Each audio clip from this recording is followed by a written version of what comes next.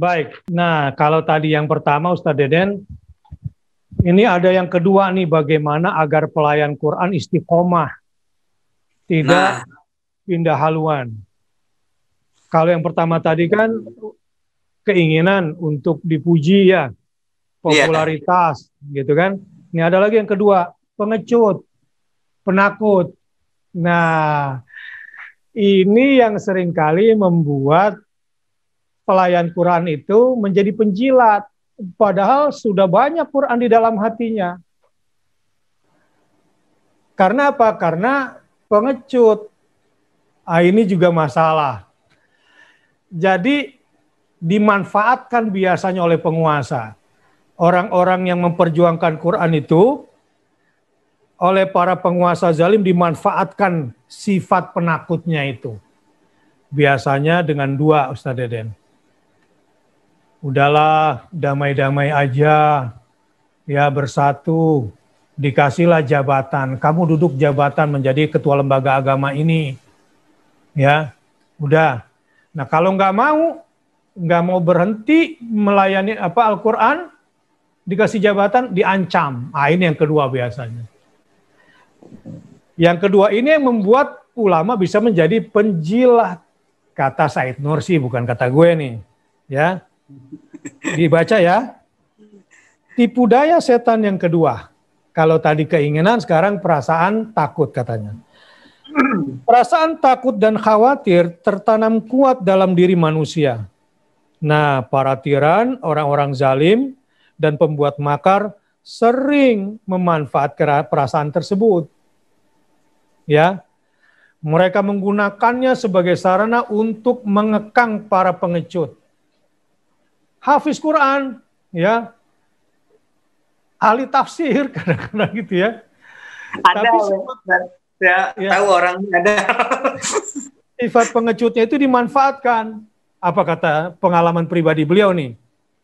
Pihak intelijen dan penyeru kesesatan kerap kali memanfaatkan perasaan tersebut yang terdapat pada kalangan awam dan juga ulama dengan melemparkan berbagai teror dan isu kepada mereka. Ini dari dulu, ya. Tahu nggak berapa kasus yang dihadapi oleh Said Nursi?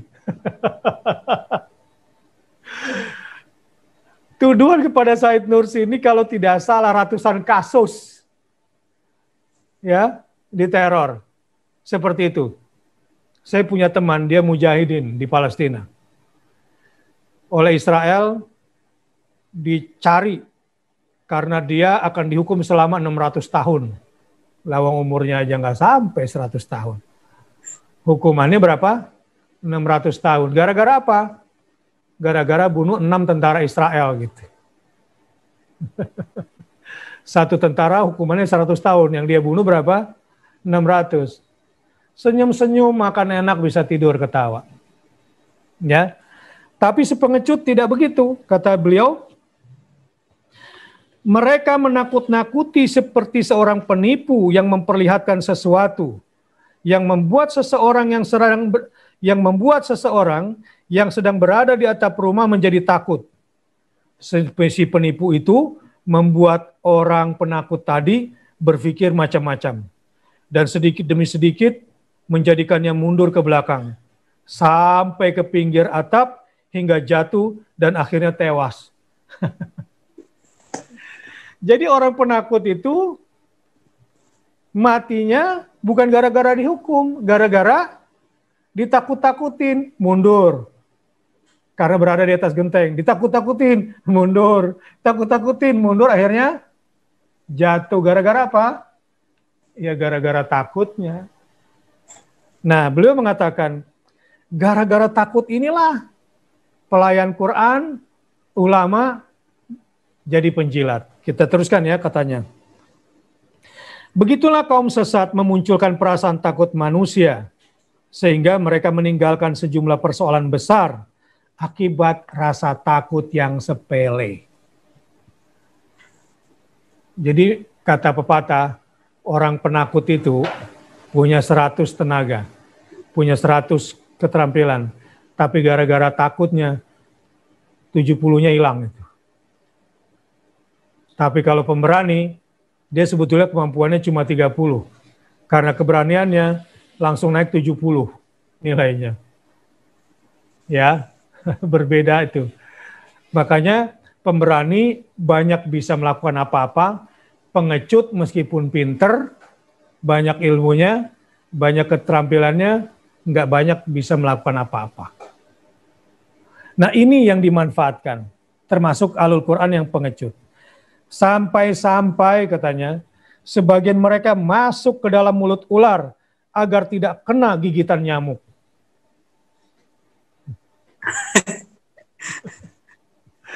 Jadi orang pengecut nih aneh, menghindari ya gigitan nyamuk malah masuk ke mulut ular. Gara-gara apa? Takut. Ya. Orang penakut itu dikasih ular-ularan karet, dikira ular beneran gitu. Ya. Akhirnya lari pontang-panting, pecah semua piringnya gara-gara takut itu semua. Ya. Nah, beliau cerita, contohnya sebagai berikut. Ini pengalaman pribadi beliau. Ya, waktu bersama ulama yang penakut. Ceritanya gini. Pada satu petang, aku mendatangi jembatan Istanbul. Aku ditemani almarhum seorang tokoh ulama yang takut naik perahu. Namun, kendaraan yang bisa kami naiki ketika itu hanya perahu. Itu masalahnya. Sementara kami harus pergi ke Masjid Abu Ayyub Al-Ansari. Maka aku terus memujuknya agar dia mau naik perahu. Kemudian terjadilah dialog sebagai berikut. Dialognya begini. Dia, aku katanya. Dia. Aku khawatir kita tenggelam. Aku. Kira-kira berapa jumlah perahu di teluk ini? Barangkali 1000 perahu. Oke. Berapa perahu yang tenggelam dalam setahun dari 1000 perahu itu? Dia 1 atau 2 perahu. Kadang dalam beberapa tahun tidak ada yang tenggelam. Jadi setahun 1 atau 2 perahu, tapi beberapa tahun boleh jadi nggak ada yang tenggelam. Aku, berapa hari dalam setahun? 360 hari. Aku, kemungkinan tenggelam yang terlintas dalam benakmu dan yang membuatmu takut adalah 1:360. Ya. Kemungkinan tenggelam yang terlintas di benakmu dan yang membuatmu takut sekarang adalah di kepalamu ini sebetulnya cuma 1:360. Orang yang takut dengan kemungkinan ini tidak bisa disebut manusia ataupun hewan. Perbandingan 1:360 takut nggak bisa disebut manusia atau hewan katanya. Lalu berapa lama lagi kira-kira usiamu? Ditanya si ulama itu. Kira-kira umur kamu di berapa lama lagi? Dia, aku ini sudah tua. Mungkin tinggal 10 tahun lagi. Aku, katanya. Ini sekarang dijelaskan. Kematian bisa terjadi setiap hari. Ya. Karena ajal merupakan sebuah misteri. Karenanya, ada kemungkinan mati setiap harinya. Artinya, engkau memiliki 3.600 kemungkinan mati. Jadi, bukan 1:300.000 kemungkinan. Jadi bukan 1:300.000 kemungkinan, seperti kemungkinan tenggelam pada perahu di atas. Tetapi yang ada adalah 1:3.000 kemungkinan mati. Dan bisa jadi kemungkinan tersebut terjadi pada hari ini.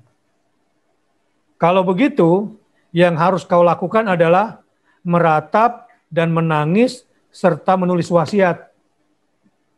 Sekarang. Atau setiap hari kamu lakukan itu. Rupanya, ungkapan tersebut berhasil mempengaruhinya. Ia menjadi sadar, sehingga kunaikkan ia ke atas perahu dalam kondisi gemetar. Saat berada di perahu, kukatakan padanya, Allah Subhanahu wa Ta'ala bukan untuk menghancurkan dan merusak kehidupan. Oke, Allah memberi kita rasa takut agar dengan itu kita menjaga kehidupan. Oh, gitu. Rasa takut itu diberikan agar kita survive, bertahan hidup, bukan untuk menghancurkan dan merusak kehidupan. Nah, tapi sekarang umumnya rasa takut kita pakai untuk bertahan hidup atau malah merusak kehidupan? Merusak kehidupan, takut nggak makan, ya, takut dipecat, takut dicopot pangkatnya, akhirnya menjilat. Banyak nggak kayak begitu? Banyak. Allah tidak memberi kita rasa takut agar hidup kita menderita dan susah. Bila rasa takut tersebut bersumber dari 2 atau 3 kemungkinan, bahkan 5 atau 6 kemungkinan, maka ia masih wajar. Barangkali ia masih bisa dibenarkan sebagai sikap waspada. Akan tetapi, bila rasa takut tersebut bersumber dari sebuah kemungkinan dari 20 atau 40 kemungkinan yang ada, ia tidak lagi disebut takut. Namun ia adalah ilusi yang menghantui manusia dan membuat hidup tersiksa.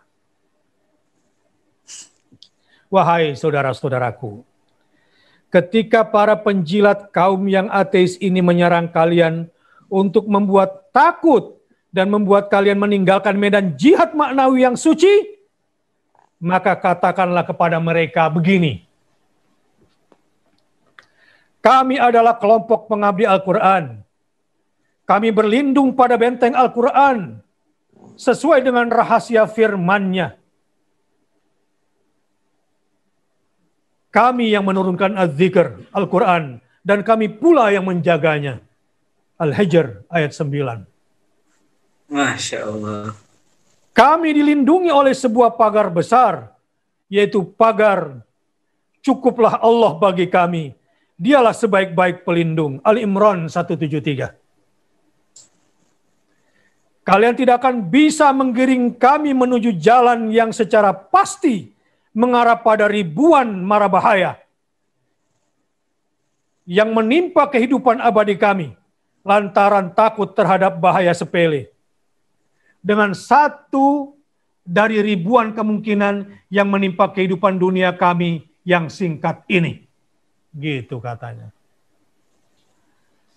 Katakanlah kepada mereka, siapa dari kami dan orang seperti kami yang mendapat bahaya karena Said Nursi saat meniti jalan kebenaran, di mana ia merupakan teman kami dalam mengabdi pada Al-Quran, sekaligus guru dan pelopor kami dalam menjalankan pengabdian suci tersebut.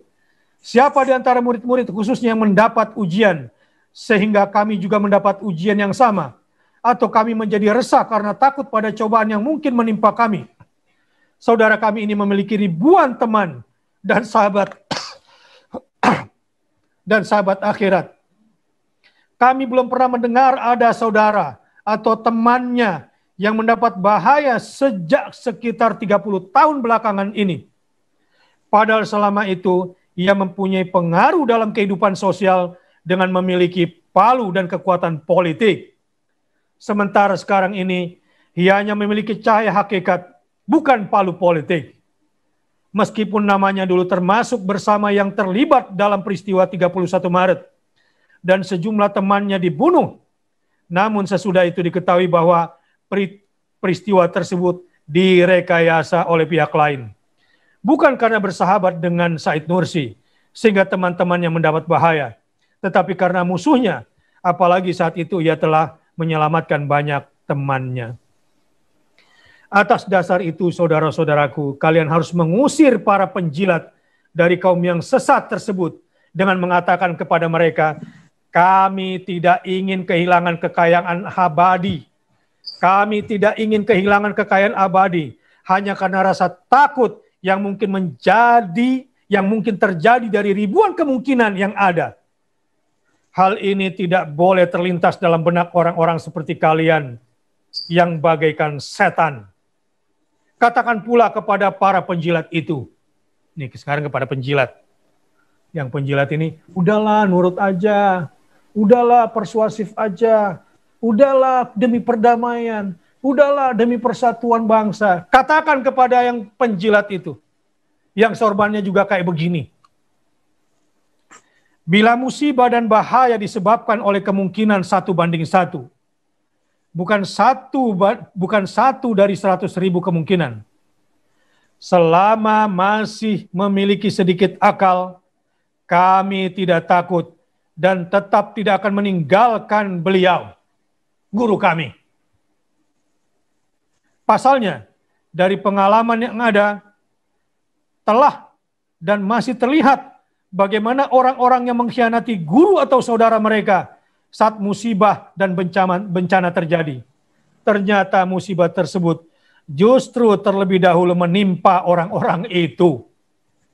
Selain itu, mereka mendapat perlakuan yang kasar, jauh dari kasih sayang, serta mereka dipandang rendah dan hina. Itu nasib penjilat.